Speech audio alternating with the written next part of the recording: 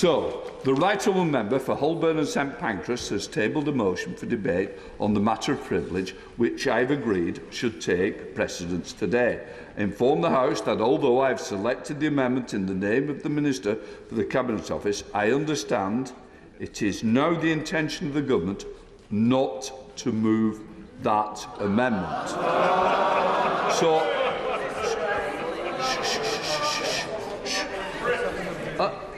So now we will start by calling Keir Starmer to move the motion. Thank you, Mr. Speaker. I beg to move the motion in my name and the other names on the order sheet for today. Mr. Speaker, the motion I've tabled seeks to defend the simple principle that honesty, integrity and telling the truth matter in our politics. That is not a principle that I or the Labour Party have a special claim to. It's a British principle. It's a principle that's been cherished by Conservatives for as long as their party has existed, embraced by Unionist and Nationalist parties alike, and one that still guides members from every political party in this House. But I will. The opposition leader giving way. I lost my mother to COVID in the first lockdown. It was a very painful experience because she was in a hospital bed. We obeyed the rules. We could not be by her side when she passed. I have made my disquiet known to the Prime Minister a couple of times now, and he has taken that on board. I am deeply unhappy at the way Number 10 has performed over this period in question. But what I would suggest to the Right Honourable Member is that it's perfectly natural in this country that you weigh all the evidence before deciding on intent, because the central issue here is whether the Prime Minister misled Parliament. Would you agree that, in us all accepting that it should be referred to the Privileges Committee, that committee needs to weigh all evidence before coming to a decision, and that includes the Sue Gray report? Can I just say to others, interventions are meant to be short. What I would say, and I do say to us, if you're intervening and you are on the list, you will go aloud. I know the honourable member's not, and obviously wouldn't want to now he's made his speech. Here's Can I just first say I'm sorry for the loss within your family, and we all send our condolences. I know how difficult it has been for so many during this difficult period. In relation to the substantive intervention, just 2 points, and I'll develop them later. The first is there is already a case before the House that's very clear. The Prime Minister said no rules were broken. 50 fines for breaking the rules and the law have already been issued. So there's already a reasonable case. But under the motion, because I do understand the sentiment behind the intervention, if the motion is passed, the committee will not begin their substantive work until the police investigations are complete, so that they will have all of that evidence before them, one way or the other, in order to come to a view. And I think that's within the body of the motion, and that's the right way and the way it should work. And I hope that does address the concerns that have been raised. I will. I thank you for giving way. And further to that point of the honourable gentleman across the way, many of us in the chamber have lost loved ones over the last period of time, and we feel greatly aggrieved that we haven't had the opportunity to have our day in court, if that's the way to put it. Perhaps we do feel the need to have justice seen for all those who have lost loved ones, those who passed away and who we miss greatly. Does the right honourable gentleman feel, when it comes to justice, while we do need to see all of the evidence, there also, at the end of that day, has to be accountability in this process, and accountability means people have to answer for what their actions have been? Well, again, can I express my sadness at the loss that he and his family have endured? And I was struck particularly just a few months ago in the way that he spoke about that in this House. I think we all were. But on the substantive point, and this is really the point of the motion, this is about honesty, integrity and telling the truth in this place. And it's an important principle, and it's one we all share. As I say, I'm not claiming this as a Labour Party principle. It is a principle that we all share because we know the importance of it. That's why it's a matter for the House to consider. But it is a principle under attack because the Prime Minister has been accused of repeatedly, deliberately and routinely misleading this House over parties held in Downing Street during lockdown. Now, that's a serious allegation, because if it's true, it amounts to contempt of Parliament. And it's not, and it should never be, an accusation that is made lightly. And nor should we diminish the rights of members to defend each other from that accusation. But the Prime Minister's supporters don't seek to do that. Instead, many of them seek to simply dismiss its importance. They say there are worse crimes. He didn't rob a bank. He only broke the rules for 10 minutes. It was all a long time ago. Every time I will in just a moment. Every time one of these arguments is trotted out, the status of this House is gradually eroded, and our democracy becomes a little weaker. Because the convention that Parliament must not be misled, and that in return we don't accuse each other of lying, are not curious quirks of this strange place. They're fundamental pillars on which our constitution is built. And they're observed wherever parliamentary democracy thrives. With them, our public debate is elevated. When members assume good faith on behalf of our opponents, we can explore, test, interrogate our reasonable disagreements about how we achieve our common goals. Because ultimately, no matter which benches we sit on, no matter which whip we follow, fundamentally we are all here for one reason: to advance those common goals of the nations, of the peoples that make up our United Kingdom. And I give way. Grateful to the Leader of the Opposition for giving way. And he mentioned some of the arguments around, well, it was just 9 minutes. Well, I met a woman who was a daughter of a serviceman. He lost his life the week before that birthday party. And she said to me, what I wouldn't give for just 9 more minutes with him. I congratulate him on the way he's rising above party politics here, but to diminish 9 minutes as just anything, it diminishes us all across both sides of this House. Would he not agree? Well, I'm grateful for that intervention because it goes to the heart of the matter, because some have tried to suggest that a short period or there's some equivalence between these penalty notices and speeding, and that just doesn't understand the enormity of the difference. It's very rare that the whole of the nation goes through something together, a trauma together that was COVID. And there were the awful cases of funerals, of weddings that were missed, of parents who didn't see the birth of their children. And they're awful cases. But I think almost every family was marked during this period, including my own, by things that we didn't do that we would have liked to have done, usually visiting elderly parents, seeing children. And there was a huge sense of guilt that we didn't do it, including in my own family. Guilt that because we followed the rules, we didn't do what we thought was actually right by our elderly relatives. And that's why it hurts so much. And that's why anybody trying to say this is just like a speeding ticket doesn't understand what this goes to politically and emotionally. And I will in just one moment, but just going back to the principles, because I want this debate to be about the principle, because I think this is where the debate should be. The committee will be charged, if this motion goes through, in determining actually whether there was any misleading. But this is about the principles that we all care about. And that's why I actually think that everybody should simply vote for this motion this evening to uphold those principles. Because those principles, that we don't mislead the House, and in return we don't call each other liars in this House, they ensure, I will in just a minute, they ensure that we make good decisions and avoid bad ones. It's what makes our democracy grow in ways that reflect the hopes and tackle the fears of those that we represent.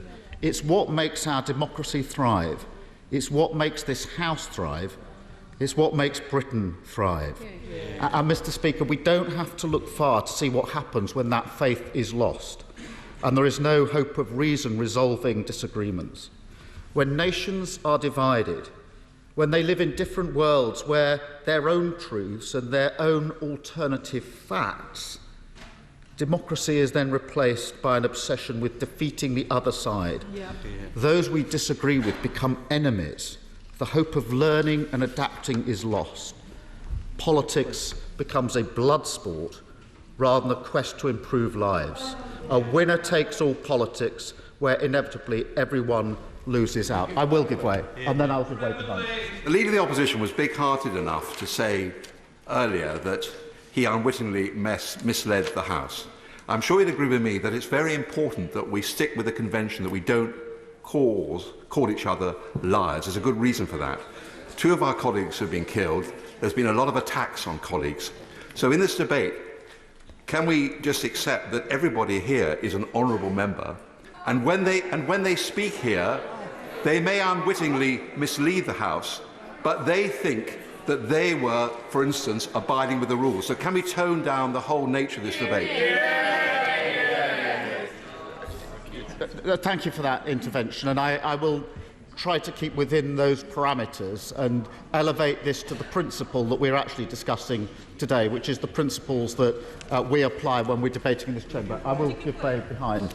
I'm very grateful to my right friend for giving way, and also for what he said about the fact that we don't on this side have a monopoly on truth. I think it's a very important point that he's made there. But does he agree with me that there's something really fundamental about this, and that is whether we, as members of Parliament, are fit to hold these powers that we have in terms of holding people to account, or whether the politics will always get in the way. And it was very disturbing to hear that because there was a Labour chair, Conservative members might vote against it, and that's very disappointing. The honourable member for Rhondda felt he had to step down. But that principle that either we have an independent or we do it ourselves is very important here. Well, I'm grateful for that intervention, and it is very important. We do have these procedures to hold us all to the rules of this House, and it's very important that they are applied in the right way, with the right principles. I will give way because I said I would once more and then again here.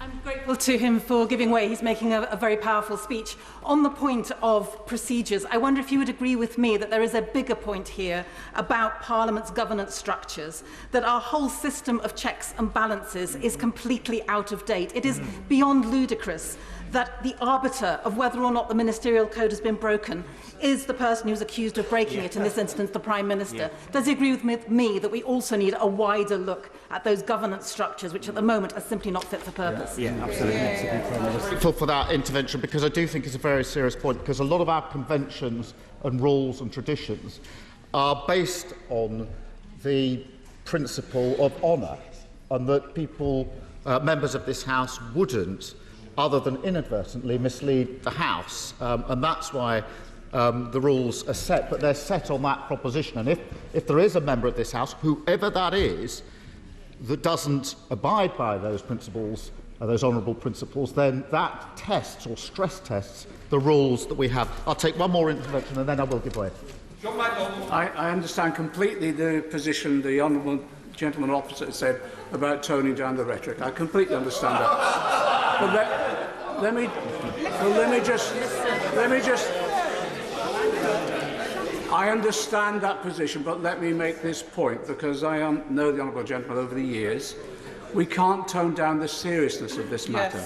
Yes. I was in the Prime Minister's constituency earlier this week. It's the neighbouring constituency to mine, the London Borough of Hillingdon. We're campaigning in the elections. And yeah, there is some shift in vote from Tory to Labour because of this issue, but that isn't the significant issue. The significant was the number that we were finding totally disillusioned now, who'd had enough of this system, were blaming the system itself. That's what we're fighting for here. This is what we're campaigning for here.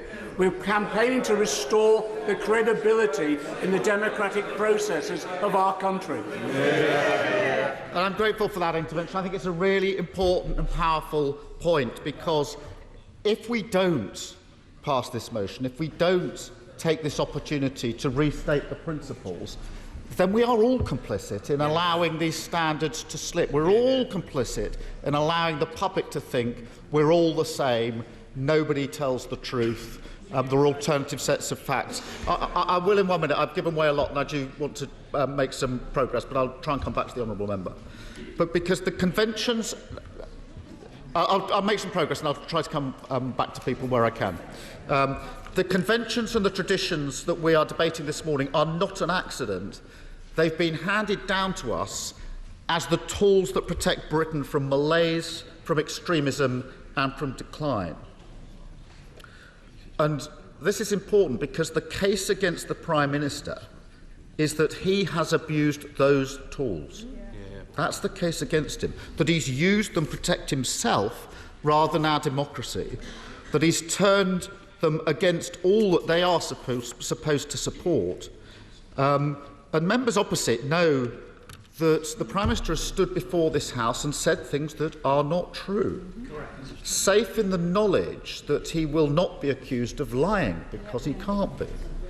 He stood at the dispatch box and point-blank denied rule-breaking took place, when it did. And he did so, as he did so, he was hoping to gain extra protection from our good faith that no Prime Minister would ever deliberately mislead this House. He's used our faith, our conventions, to cover up his misdeeds. Because, I'll just finish this point, because after months of denials, of absurd claims that all the rules were followed, of feigned outrage at his staff discussing rule breaking, we now know the law was broken. We know the Prime Minister himself broke the law.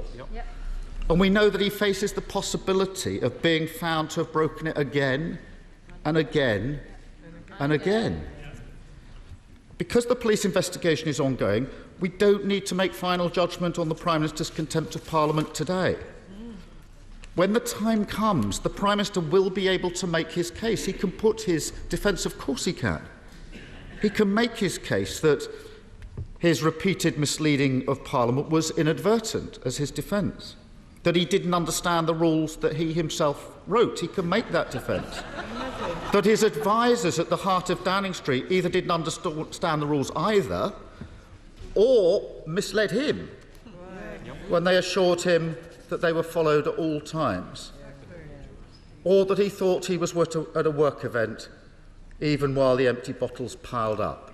He can make those defences. He can make those defences when the time comes. But, Mr. Speaker, I will just a minute. We already know he has a case to answer.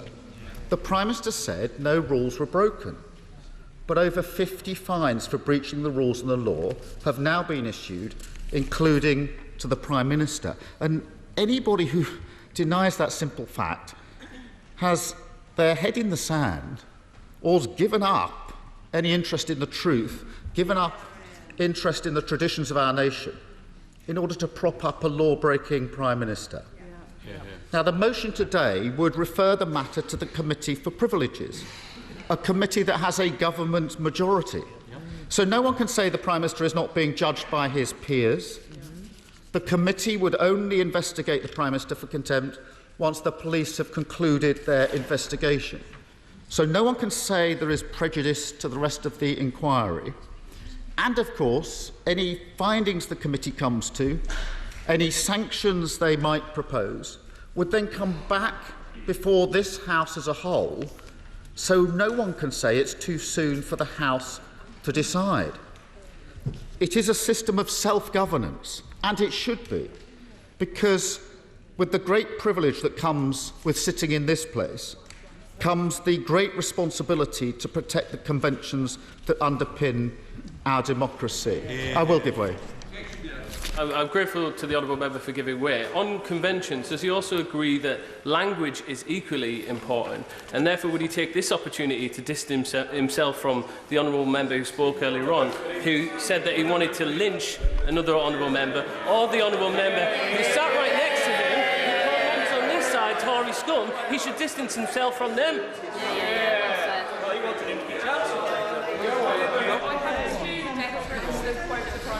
That's a shame. I actually thought we were having a reasonably serious debate. Mr. Speaker. Mr. Speaker. Order. I'll just say to the Honourable Lady, she needs to sit down. In fairness to the member in charge, he's given a lot of interventions, but I certainly don't need you standing up and waiting to catch somebody's eye. Keir Starmer. Mr. Speaker, if this just descends into a shouting match, we lose the principle which is there to defend all of us, including all the members opposite. We're not claiming a principle to support these benches and not those benches. It's a principle that supports all of us. And if we fail in our... I will take that intervention, yes, of course. Most grateful. The Leader of the Opposition has quite rightly just said that it affects everybody in this House. Would he accept that at this very moment in time there is a complication, which is that the Committee on Standards report, which is currently being conducted under the aegis of the Sir Ernest Ryder recommendations, does raise questions about whether or not it is possible at this juncture to have a fair trial and natural justice. That is currently under discussion. Within the House, and the same will apply in regard to the question of the Committee on Privileges, which has itself already been criticised. I was on the Joint Committee myself, and I can assure the Leader of the Opposition there are serious problems which arise in relation to the need to rectify those omissions in the procedural fairness. I'm grateful for that intervention, and I've heard the case he puts on natural justice now a number of times, and of course he has every right to make that case. I disagree, but that's the point of the debates we have. But that debate about natural justice or due process doesn't need to hold up this process. Yeah. This motion can pass today, should pass today, and frankly everybody should support it passing today to uphold the principles. And I don't think that there is a discussion about natural justice, an interesting debate. We will take different views on this, but that doesn't need to hold up this process. I will give way and then I'll make some more progress. I'm grateful to the Right Honourable Gentleman for giving way, and he's quite correct to prosecute the case on the basis of principle. But there is still in the order paper, even if the government is not going to move it now, an amendment which would indicate that not everybody in this House shares his view about the importance of these principles. So does he share my view that at the conclusion of this debate there should be a division so that we know where every single member of this House stands in relation to this principle? Because at a time like this, on an issue like this, there should be no hiding place for anyone. I'm grateful for that intervention, and I agree, because we have a duty here today in relation to this motion and in relation to these principles. And if we fail in our duty, the public will not forgive and forget that we have done so, because this will be the Parliament that failed to stand up for honesty, integrity and telling the truth in politics, failed to stand up to a Prime Minister who seeks to turn our good faith against us, and failed to stand up for our great democracy. And it's not just the eyes of our country that are upon us. It will also be the judgment of future generations who will look back at what members of this great House did when our customs were tested, when its traditions were pushed to breaking point, when we were called up to stand up for honesty, integrity and for truth. I move the motion, Mr. Speaker.